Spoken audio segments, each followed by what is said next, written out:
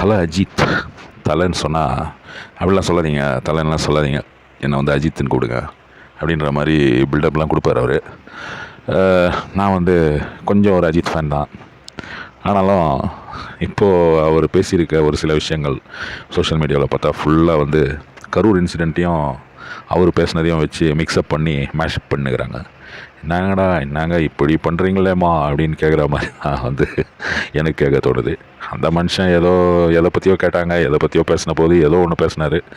அதில் இந்த செலிப்ரிட்டி ஆகும்போது இருக்கிற ஃபால்ட்டு, அதாவது செலிப்ரிட்டி ஸ்டேட்டஸ்ன்றது வந்து இருமுனை கொண்ட ஒரு வாள் அப்படின்றது தான் அவர் சொல்கிறாரு. 2 சைடட் ஸ்வாட். அதாவது ஒருத்தனுக்கு ஒரு பைத்தியம் இருக்குன்ற மாதிரி இவருடைய இந்த விஷயங்கள்லாம் வந்து ஒரு பைத்தியகாரத்தனமாக தான் வந்து எனக்கு தோணுது. அவர் நிறைய விஷயங்கள் சாதிச்சிருக்காரு, நிறைய விஷயங்கள் பண்ணியிருக்காரு, எல்லாம் ஓகே தான். ஆனால் வந்து ரேசிங்கில் போய் தலைவர் வந்து நிறைய பணத்தை விட்டா மாதிரி தான் எனக்கு ஃபீல் ஆகுது. ஏன்னா அவர் பேசுகிற விதமாக, அவர் பேசுகிற விஷயங்கள், ஒரு இன்டர்வியூவில் கடைசியில் என்ன சொல்கிறாருன்னா, அவர் வந்து இன்வெஸ்டரை தேடின்னு இருக்காரு. ஏன்னா ரேசிங் வந்து சாதாரண விஷயம் கிடையாது.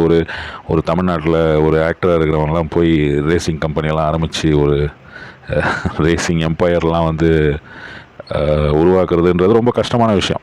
முடியாத விஷயம்னு கிடையாது, ரொம்ப கஷ்டமான விஷயம். மெயினாக வந்து பார்த்திங்கன்னா எல்லா பொருளுமே வந்து ரேசிங்கில் ரொம்ப எக்ஸ்பென்சிவ். இப்போ உங்கள் டீமில் வந்து ஒரு 2 டிரைவர் இருக்கான்னு வைங்க. அந்த 2 டிரைவருக்கு ஒரு வருஷத்துக்கு ஹெல்மெட் வாங்குறதுக்கே உங்களுக்கு நீங்கள் சீப்பான ஹெல்மெட் வாங்கினாலே ஒரு 5 கோடி ரூபாய் ஆகிடும்னு வைங்க. அப்புறம் அவங்களுக்கு சம்பளம் கொடுக்கணும், அப்புறம் அவங்கள பார்த்துக்கணும், சாப்பாடு போடணும், அவனை வந்து சோறு வாங்கி கொடுக்கணும். அதாவது ரொம்ப எக்ஸ்பென்சிவான ஒரு பிஸ்னஸ் தான் வந்து இந்த ரேசிங்கிறது. ரேசிங் பண்ணுறதோட நீங்கள் வந்து 2-3 படம் எடுத்து ஒரு 300-400 கோடி ஆயிடுச்சா கூட பிரச்சனை இல்லை.